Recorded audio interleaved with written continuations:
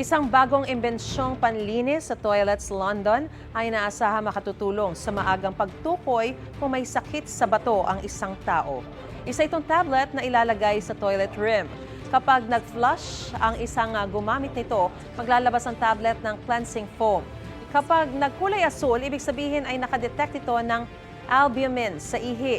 Indikasyon nito na dapat nang magpatingin sa doktor ang taong gumamit ng toilet para masuri kung may kidney disease.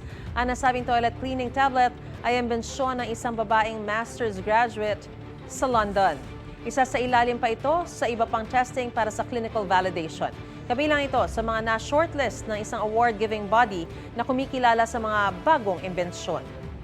Igan, mauna ka sa mga balita, mag-subscribe na sa GMA Integrated News sa YouTube para sa iba't ibang ulat sa ating bansa.